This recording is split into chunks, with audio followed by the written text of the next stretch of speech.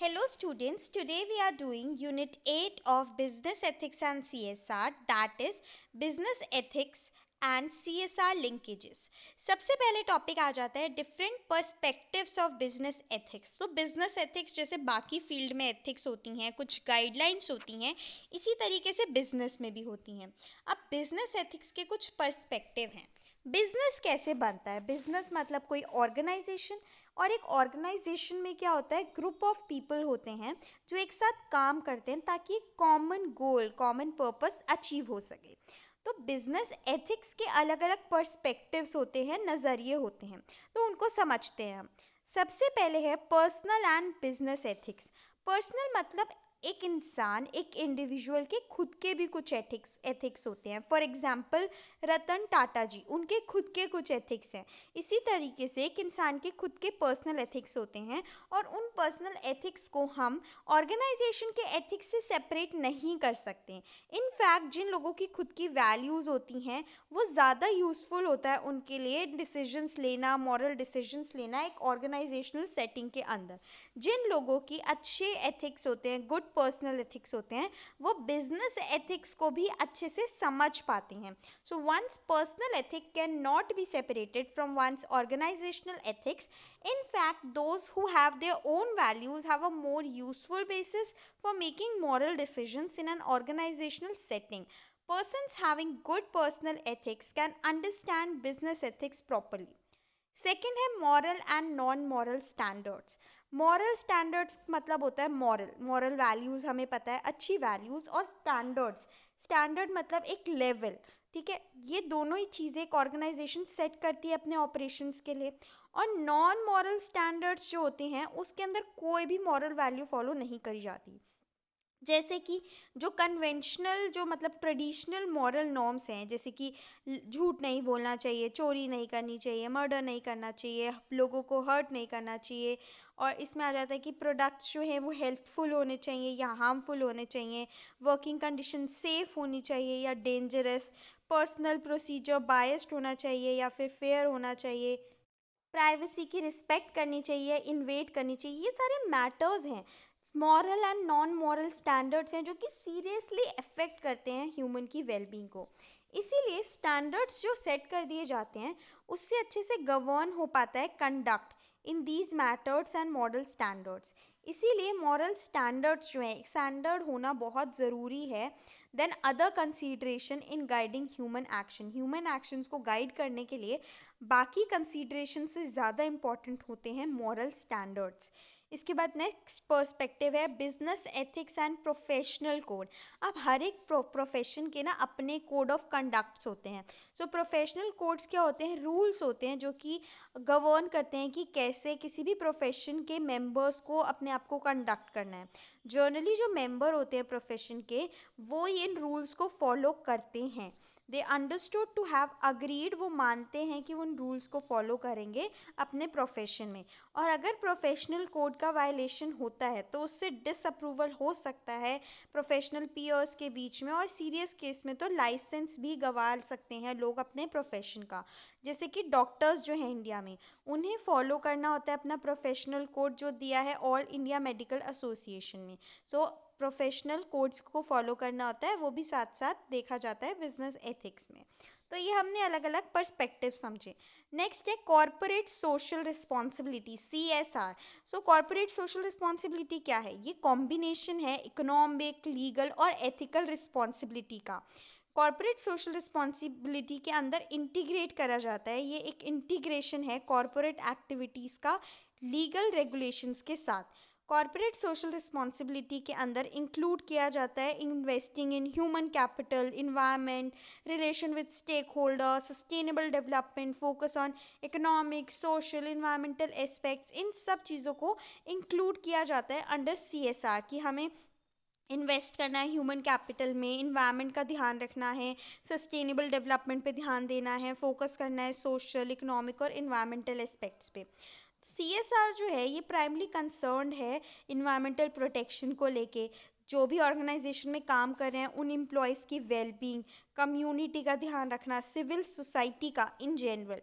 Corporations relationship with its की stake holder, जो भी लोग इंटरेस्टेड हैं, पार्टीज, जो भी पार्टीज इंटरेस्टेड हैं बिजनेस के अंदर, जैसे कि customers, investors, suppliers, business, government official, उन सब के साथ अच्छे रिलेशन रखना बहुत ज़रूरी है एक बिजनेस के सक्सेस के लिए।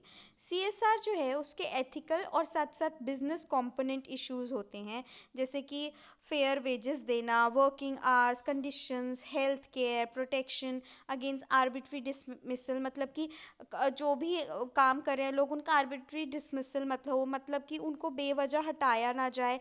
तो इन चीज़ों का भी ध्यान रखना होता है। ये रिस्पॉन्सिबिलिटी है कॉरपोरेट हाउसेस की कि वो अपने एम्प्लॉयज़ के साथ कम्युनिकेट करें और एक एथिकल प्रैक्टिस को इस्टेब्लिश करें। जितनी भी पॉलिसीज़ होती हैं ये अच्छे से बनाई जा सकती हैं एंड इनको फाउंडेशन बनाया जा सकता है कि जिससे कि सारे एम्प्लॉयज़ एक साथ मिलके रहें और काम करें। एथिकल प्रिंसिपल्स बिजनेस में सिर्फ कंट्रोल नहीं करते ट्रेड इंडिवर्स को मतलब अचीव करने में, बल्कि ये जो प्रिंसिपल्स होते हैं इससे क्या होता है, बिजनेस की लाइबिलिटी भी कम होती है।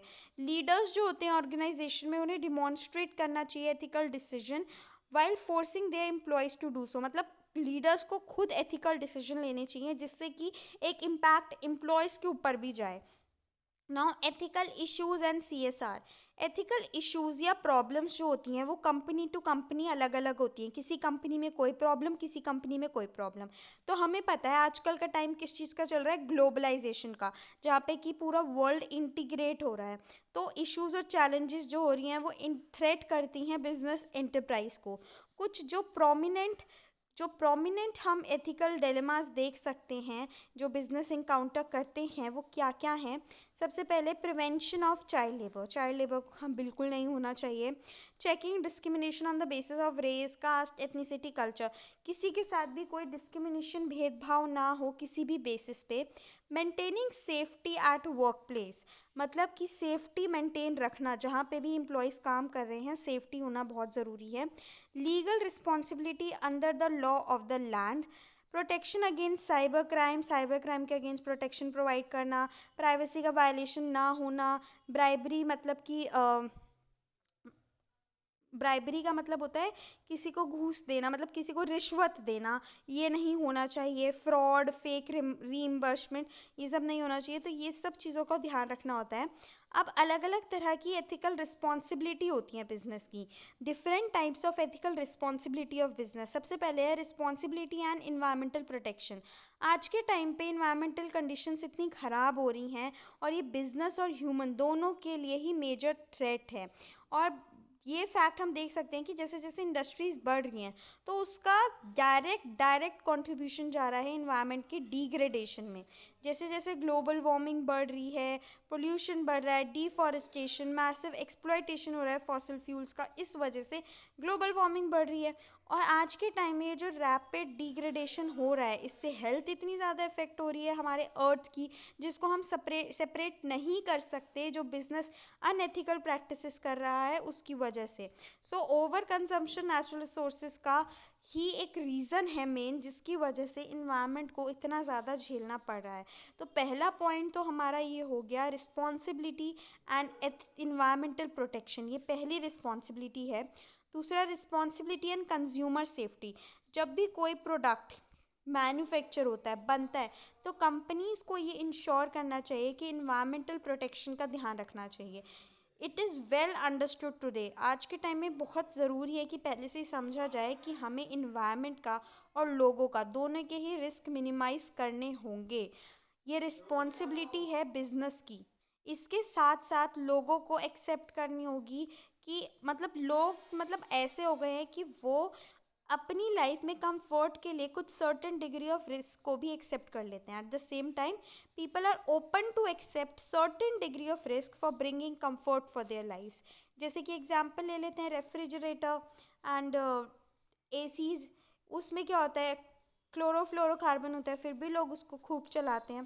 Then responsibility and product safety, business की रिस्पॉन्सिबिलिटी है कि वो समझे कि उनको कंज्यूमर की, ग्राहकों की नीड को कैटर करना है, ज़रूरतों को पहचानना है, फुलफ़िल करना है। कंज्यूमर्स जो होते हैं वो डिपेंडेंट होते हैं बिजनेस पे अपनी ज़रूरतों के लिए, अपनी नीड्स के लिए। ये ऑब्जर्व किया गया है कि ये जो डिपेंडेंस है आज के टाइम में सोसाइटी में, जहाँ पे इंफॉर्मेशन कम्युनिकेशन टेक्नोलॉजी है, तो बहुत ज़्यादा है।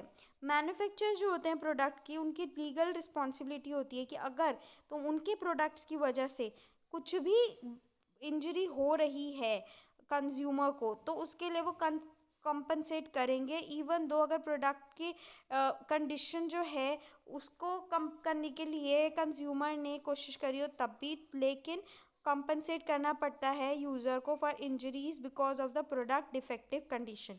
Then responsibility and work place challenging, working condition, जहाँ पे एम्प्लॉयज़ काम कर रहे हैं, जहाँ पे काम करते हैं, वो कंडीशंस अच्छी होनी चाहिए। ठीक है, वहाँ पे उनकी राइट्स और प्राइवेसी का ध्यान रखना चाहिए। एम्प्लॉयज़ के पास राइट है कि वो काम करे एक सेफ़ और हेल्दी वर्किंग इन्वायरमेंट में। एम्प्लॉयज़ के पास लीगल राइट है कि वो काम छोड़ सकते हैं। Then doctrine of strict product liability, ये स्टेट करता है कि एक मैन्युफैक्चरर डिस्ट्रीब्यूटर जो होता है डिफेक्टिव प्रोडक्ट का, वो ओ करता है इंजर्ड पर्सन। अगर उनके डिफेक्टिव प्रोडक्ट की वजह से कोई इंसान इंजर्ड हुआ है तो उनको क्या करना होगा, कॉम्पनसेशन देना होगा। इवन इफ अगर जो डिफेंडेंट है उसने रीजनेबल स्टेप लिए हैं प्रिवेंट करने के लिए डिफेक्ट, तब भी मैन्युफैक्चर का डिफेक्टिव प्रोडक्ट है, उससे इंजरीज हुई हैं तो कॉम्पनसेट करना पड़ेगा। So this was our unit 8, जिसके अंदर हमने समझा सीएसआर के बारे में। हमने समझा बिजनेस एथिक्स और सीएसआर दोनों के बीच में क्या लिंकेज है। So I hope you like this video. If you like this video, do give it a thumbs up, subscribe to my channel for more such videos. Thank you for watching.